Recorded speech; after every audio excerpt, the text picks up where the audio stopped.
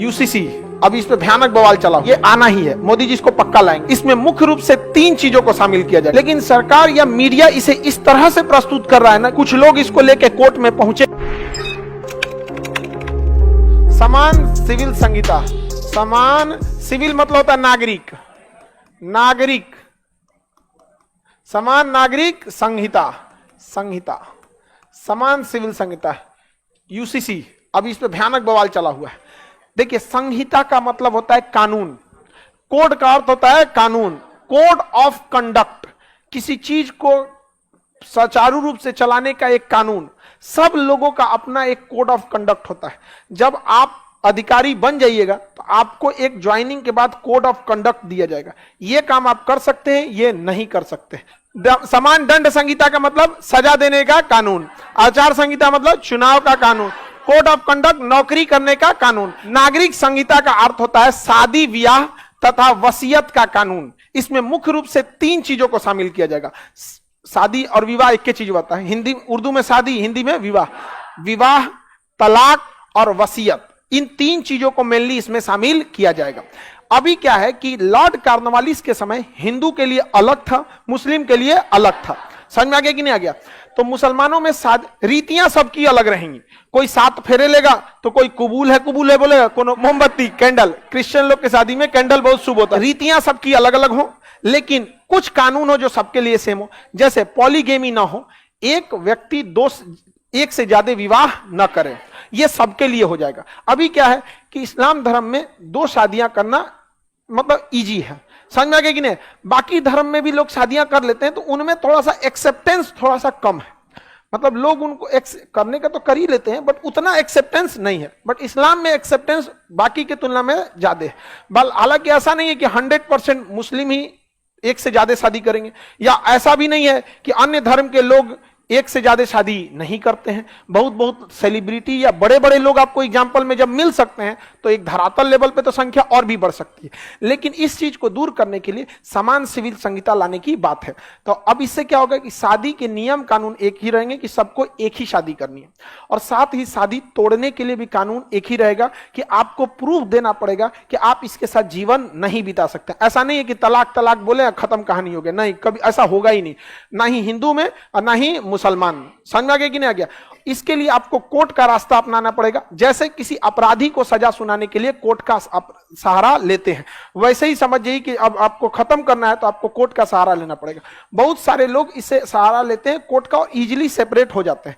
बड़े बड़े सेलिब्रिटी लोग में, बड़े बड़े लोगों में बड़ा आराम से विवाह अलग हो जाता है। कोर्ट में एक अर्जी डालते हैं, 6 महीने की तारीख पड़ती है, जज पूछते हैं, फिर कहते हैं कि 6 महीने आप लोग अलग रह के देख लीजिए। हो सकता है कि आप लोग आवेश में आके गुस्सिया गए होंगे एक दूसरे से, फिर आपका ये डिसीजन हो रहा होगा। नहीं तो अगर ठीक है तो फिर कोर्ट उन्हें प्रूव करने के बाद देख देती है क्या पे। तो अभी क्या है कि हर धर्मों में अलग अलग है, किसी धर्म में इजी है, किसी धर्म में कठिन है। हालांकि 1 से ज्यादा शादियां भारत में अभी भी कुरीति के तौर पे देखी जाती है। अभी भी ये भारत की ऐसी संस्कृति है कि किसी की 1 से ज्यादा शादी सेम टाइम पे, अगर किसी की पत्नी या पति नहीं है और वो शादी करता है तो इसे कुरीति के रूप में नहीं देखा जाता। लेकिन एट ए टाइम एक को जिंदा रहते देखा जाता है, तो वो किसी भी धर्म में शादी कर ले, इजीली एक्सेप्टेबल हो या ना हो, लेकिन समाज उसको एक कुरीति के तौर पे देखता है। और ये प्रथा भारत में धीरे धीरे स्वतः ही खत्म हो रही है। लेकिन नियम बन जाएगा तो उसकी खत्म होने की रफ्तार बहुत तेज हो जाएगी, और जो 10 साल बाद खत्म होना था शायद 2 साल बाद ही खत्म हो जाए। समझ में आ गया कि नहीं आ गया? तो इसलिए सरकार इस पर कानून ला रही है। किसी को कोई दिक्कत नहीं, शादी के लिए नियम हो जाएगा कि एक ही शादी करनी है। आपका मन आप 7 फेरा लीजिए, आप किसी भी तरह से शादी करना है, आपका मन आप चांद पे जाके ब्याह कीजिए, कोई उससे बहस नहीं है, ठीक है। लेकिन शादी एक, समझ में आ गया कि नहीं? तलाक के भी नियम सेम रहेंगे, किसी को कोई दिक्कत।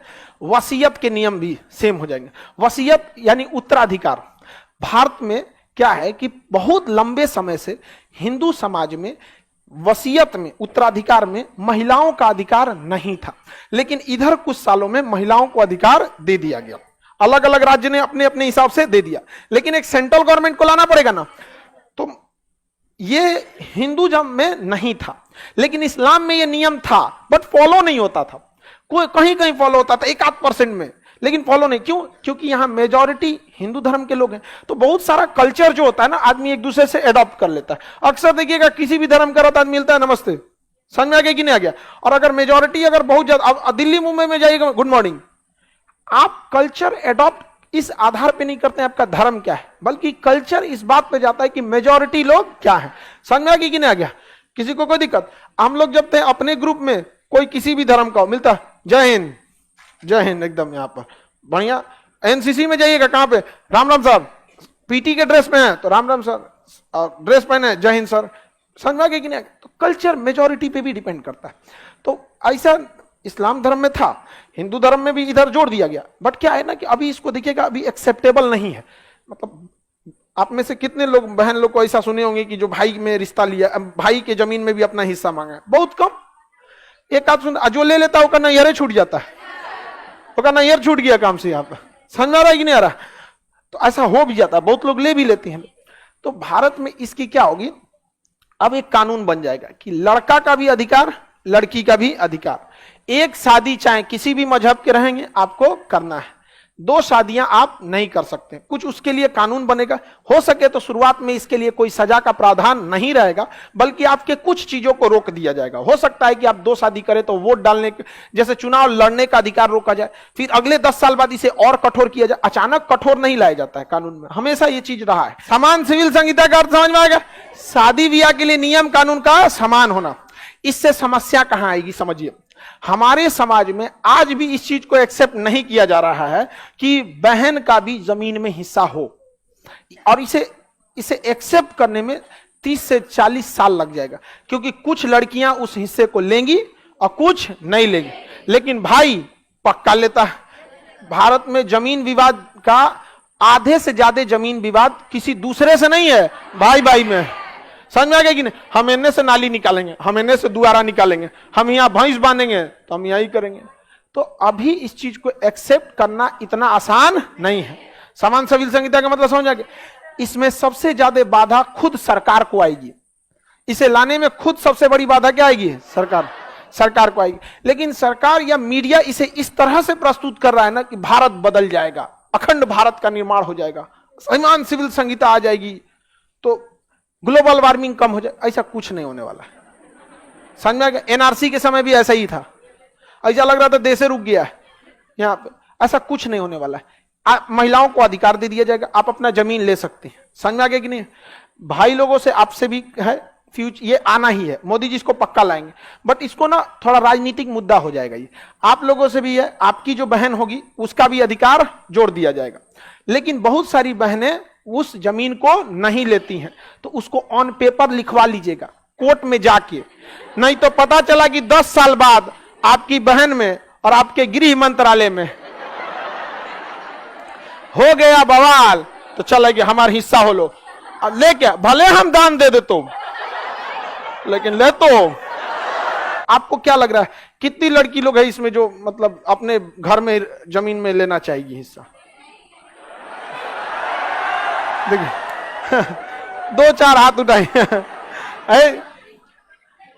ऐसा थोड़ी लग रहा है जो हाथ नहीं उठाई उसको क्या लग रहा है हम विश्वास कर लेंगे। ठीक है क्या जी? करिए, जरूरत के हिसाब से देखा जाएगा।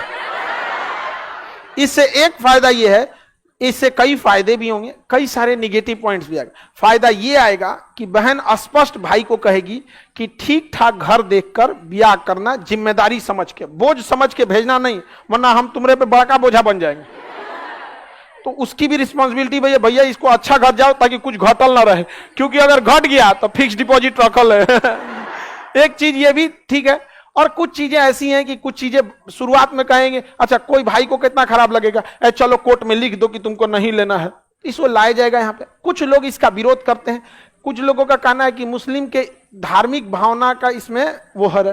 तो भाई एक बात बताइए, इस्लाम में दंड संहिता भी तो अलग है, चोरी करने का बदले हाथ काट दो, तो क्या वो कहेंगे कि नहीं हमारे को चोरी के टाइम भारत वाला सजा मत दीजिए, 6 महीना जेल काट दीजिए, लेंगे? नहीं। तो उन लोगों ने समान नागरिक संहिता को भी अपना लिया है, समान दंड संहिता को अपनाया है। जबकि इस्लामिक कानून अगर लागू हो जाए ना, सऊदी में लागू है दुनिया का सबसे कठोर कानून, सर कलम खत्म, काम खत्म, लागू होगा? नहीं होगा। तो कोर्ट में कुछ लोग कहते हैं कि ये इस्लामिक परंपरा के खिलाफ। तो जज साहब पूछते हैं तो ये जो कानून है भारतीय दंड संहिता धारा 302 307 ये भी तो भारत का कानून है, ये कौन सा इस्लामिक कानून है? तो इसके जगह पे आपको वो वाला लगा दे सऊदी वाला, भाई गड़बड़ाइए जाएगा। लेकिन समझिए कुछ राजनेता चुनाव में मीडिया में रहने के लिए ऐसा बात बोलते हैं जिसका कोई एक आम इंसान को इससे कोई मतलब नहीं है। तो कुछ चीजें हैं जो केवल न्यूज में रहने वाली है। हालांकि इसके विरोध का कारण भी हम बता दिए, कुछ लोग इसको लेके कोर्ट में पहुंचेंगे और जज साहब क्या पूछेंगे ये भी बात हमने आपको बता दी।